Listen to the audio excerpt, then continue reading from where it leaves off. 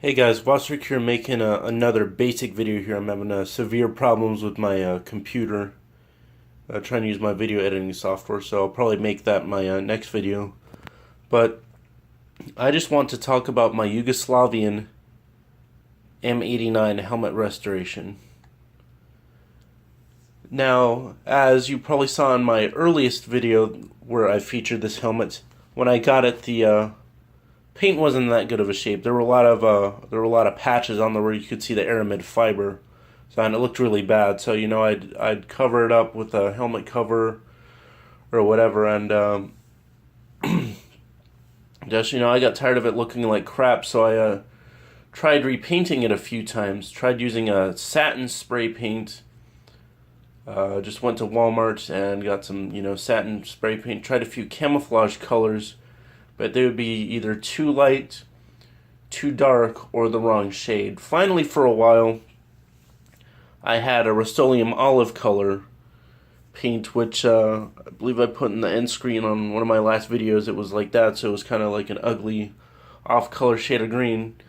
So what I ended up doing was I went to the local Home Depot to try and get a paint color that matched. So I went there, and I went through all the little paint samples, and I took the inside of the helmet, which is the original color, the color that's supposed to be. I sat there for about 30 minutes trying to find the right color. Again, it would be either too dark, too light, or the wrong shade entirely. And I'd had the helmet, that last Rust-Oleum olive, I'd sanded it down the best I could. But what I eventually decided to do was, there's the paint station there at the Home Depot, is make a custom color to try and match as best I could.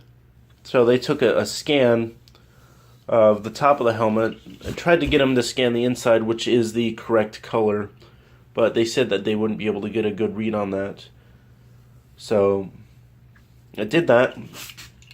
And what they were able to do is mix up a batch of custom paint. Now this is house paint, but I could not find spray paint in a close to correct color. So got this sample here for about $3 US, and then I got myself this little foam brush for about 69 cents.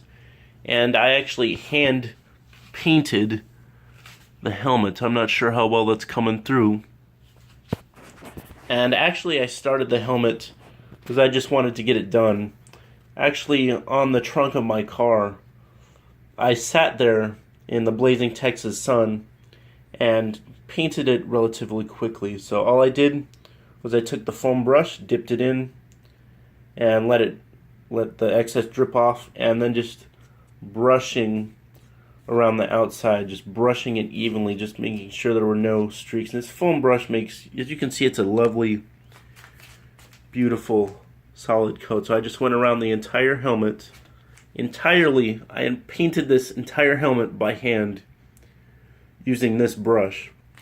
And so I would just dip it in the paint, and then all the way around, I would just brush. I would just brush it as thin and as even as I could. Had to go over this maybe about twice.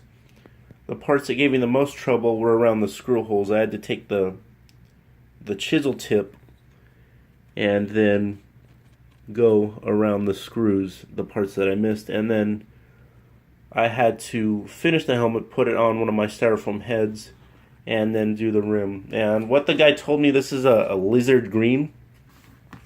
On camera it comes off really well. It looks close to the steel helmets, the M59 and M59-85 steel helmets.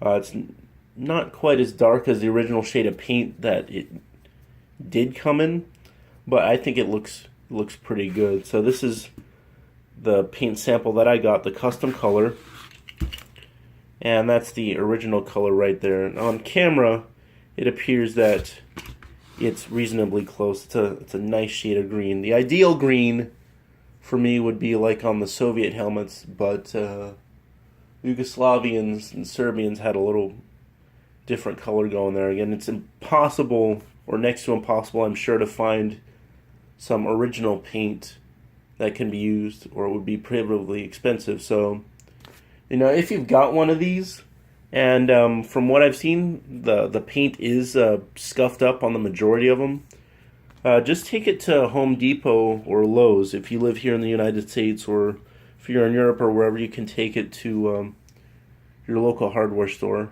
and just get them to mix you up a batch of custom paint for a few dollars. This is actually a little bit cheaper than getting spray paint, which can be in here from around $4 to $7.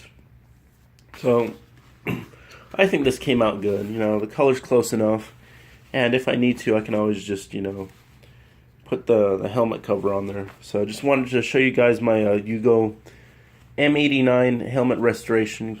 Just having to do a more basic video because I am having problems with my computer and my video editing software. So just hope you guys like this video. Make sure to like, comment, subscribe, and share. Thanks for watching.